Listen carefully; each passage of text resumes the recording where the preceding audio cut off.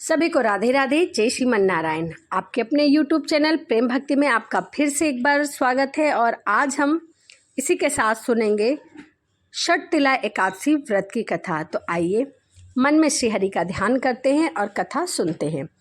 माघ महीने की एकादशी तिथि को षटतिला एकादशी के नाम से जाना जाता है।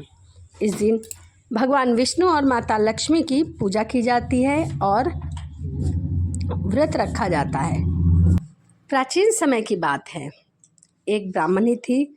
वह धर्मपरायण होने के बाद भी हमेशा पूजा पाठ व्रत किया करती थी। पूजा पाठ तो करती थी परंतु दान कभी नहीं करती थी, न ही देवी देवताओं और ब्राह्मणों को धन और अन्न का दान देती थी। ब्राह्मणी की पूजा और व्रत से जगत के पालनहार भगवान विष्णु तो प्रसन्न थे। उन्होंने सोचा कि ब्राह्मणी ने पूजा और व्रत से अपने शरीर को शुद्ध कर लिया है, ऐसे में उसे वैकुंठ लोक तो प्राप्त हो जाएगा। लेकिन इसने कभी भी दान पुण्य नहीं किया, तो वैकुंठ लोक में इसे भोजन कहाँ से मिलेगा। भगवान विष्णु यही विचार कर रहे थे। सभी बातों को सोचने के बाद भगवान विष्णु श्री ब्राह्मणी के पास गए और उनसे भिक्षा मांगी। भगवान विष्णु के वेश में साधु को ब्राह्मणी ने भिक्षा में एक मिट्टी का ढेला दे दिया। भगवान उसे लेकर बैकुंठ को लौट आए। उसने खाने को कुछ भी न दिया।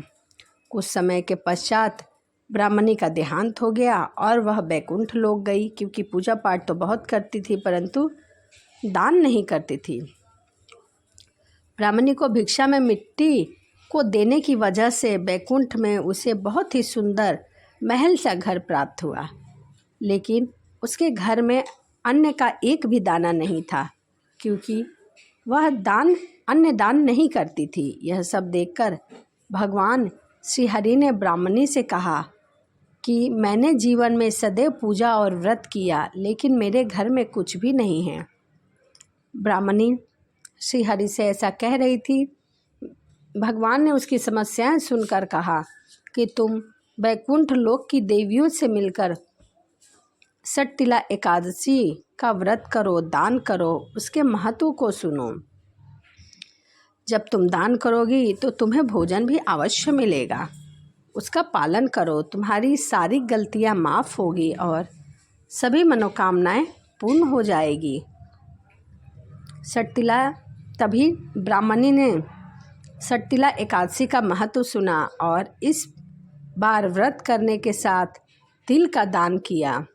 मान्यता है कि षटतिला एकादशी के दिन व्यक्ति जितने तिल का दान करता है उसे उतने हजारों वर्ष तक वैकुंठ में सुखपूर्वक निवास करता है। इसीलिए मनुष्य को पूजा पाठ के साथ साथ दान भी जरूर करना चाहिए, क्योंकि जिस प्रकार ब्राह्मणी को अच्छे घर तो मिले, वैकुंठ में वास तो मिला, परंतु खाने को भोजन नहीं मिले, क्योंकि उसने अन्न का दान नहीं किया था।